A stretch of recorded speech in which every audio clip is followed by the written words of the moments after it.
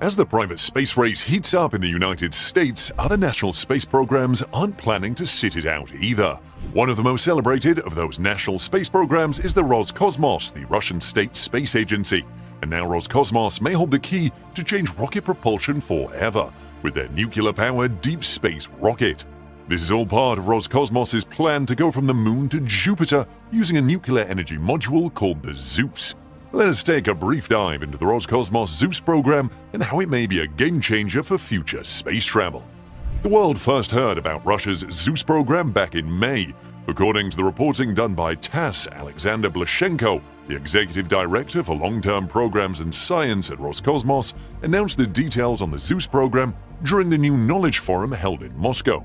Blashenko, talking about the Zeus program, said, "The combined duration of the mission is 50 months. Together with the Russian Academy of Sciences, we are now making calculations about this flight's ballistics and payload."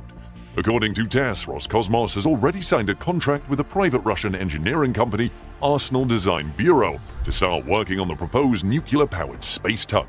It is also known as TEM, or Transport and Energy Module. The contract is estimated at 4.17 billion rubles, which is about $57.08 million. Blashenko explained the planned mission.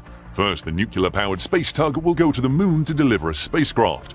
This spacecraft will separate from the nuclear-powered rocket and land on the lunar surface. After delivering the spacecraft to Luna, the rocket is planned to head towards Venus and use its gravity to sling towards Jupiter's satellites. This ambitious plan is scheduled for 2030. The nuclear reactor on the TEM vehicle is planned to be activated only after the spacecraft has reached a 600 or 800-kilometer orbit, which is far enough from the atmosphere to prevent natural decay and re-entry. According to some experts, the Russian TEM looks like it would weigh 20 to 30 tons. A payload this heavy would need either the Angara 5M or the Angara 5V rocket to carry the TEM into space. So why is all of this so important for the future of deep space travel? Well, nuclear-powered propulsion may offer many benefits over conventional chemical rockets. But to truly appreciate those benefits, first let's look at how conventional chemical rockets work. Chemical rockets take advantage of Newton's third law of motion. This law states that every applied force on an object has an equal but opposite reaction. Chemical rockets use rocket propellants and oxidizers to create a combustion process. The thrust of the rocket comes from ejecting mass from the rear rocket as it burns in the chamber. The force from the ejecting mass is directed downwards, and in turn the rocket is pushed towards the sky. But chemical rockets such as these require combustion to supply the necessary thrust. But this is not the only technology that can power rockets. Over the years, there has been development in non-combusting sources of thrust. There are two main types of ways nuclear power can be used for propulsion: nuclear thermal rockets, or NTR, and nuclear electric rockets. Instead of using the chemical energy of propellants to power a rocket, a nuclear thermal rocket uses nuclear reaction from nuclear fission to provide the energy. A nuclear thermal rocket uses a working fluid like hydrogen. The hydrogen is heated using the nuclear reactor on board the rocket, and then is forced to expand through a rocket nozzle to create thrust. This has the same effect as a chemical rocket, and this thrust allows the rocket to roar into the air. A nuclear reactor on a nuclear thermal rocket works the same way as a nuclear reactor in a power plant. First, heat energy is generated from the fission reaction. Then the propellant, liquid hydrogen, is pumped through the reactor core. This heats up the hydrogen. This heated hydrogen is then expanded and accelerated out from the thrust nozzle of the rocket. This creates the thrust for the rocket. But this isn't the only way nuclear energy can be used to generate thrust. Another way to use nuclear energy for propulsion is by combining a nuclear reactor with an electric rocket engine. The electronic propulsion system uses the heat generated by a nuclear reactor to heat up and accelerate ionized gas. This ionized gas is used as a high-speed ejecting mass to generate thrust for the rocket. These are also known as ion or plasma engines. This is the route Roscosmos is taking with their Transport Energy Module program. According to Arsenal Design Bureau, between 2016 and 2018, they had conducted several studies and made early designs of such a spacecraft. The mock-up prototypes include a truss carrier section and a propulsion unit module made for future spacecraft. According to details released by Arsenal Design Bureau, the TEM will be powered by a nuclear reactor, but will also have a system of radiators to excessive heat energy as power sources. This power will be used to meet the power needs of spacecraft, like powering onboard equipment.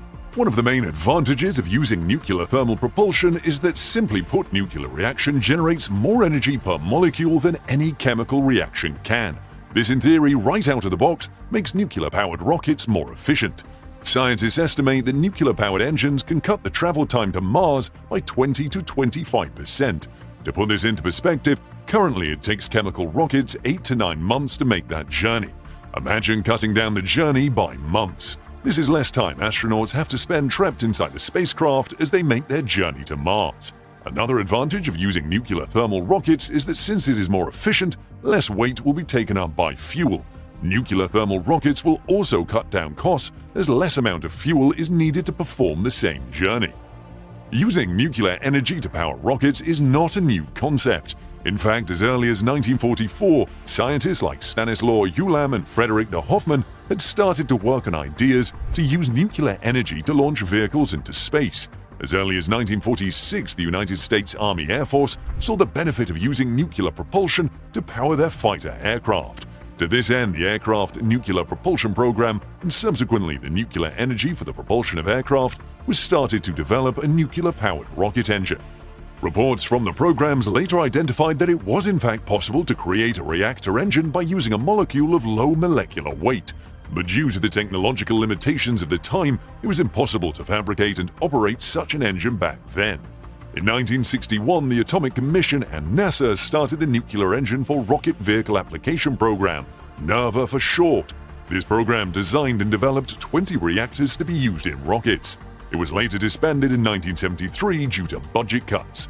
It isn't until 2018 when NASA again got the funding of about $125 million to start developing a modern nuclear propulsion rocket. With advancements in material engineering, this time it looks more promising. Russia's history of experimenting with nuclear rocket propulsions is as old as the US programs. Like everything with Roscosmos, their plans to use nuclear energy in space can be traced back to the Soviet era. The USSR's space program launched almost 33 military reconnaissance satellites that were powered with nuclear reactors into orbit from 1969 to 1988. These were thermoelectric nuclear power sources that would provide power to the equipment on board the satellites. The USSR was also developing a prototype of nuclear thermal rockets at the same time as NASA was working on their NERVA program, but the USSR project was closed in 1986. Moscow restarted its nuclear rocket ambition again in 1998 under the presidency of Dmitry Medvedev. The program to develop a nuclear rocket has cost Russia $233.24 million from 2012 to 2018.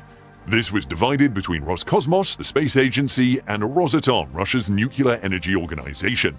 It makes sense that Russia now plans to be one of the first countries to use a nuclear rocket to go to space.